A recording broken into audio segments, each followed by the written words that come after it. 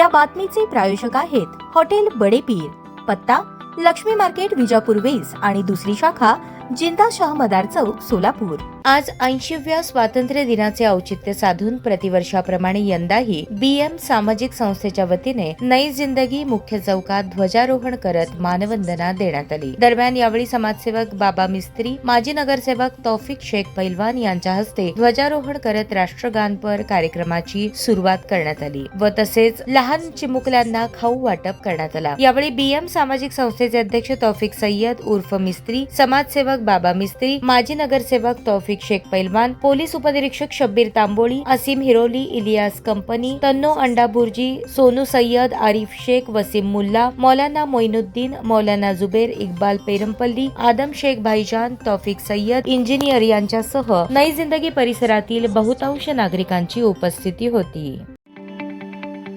ताज्या बातम्या पाहण्यासाठी प्राईम महाराष्ट्र न्यूज चॅनलला सबस्क्राईब करा।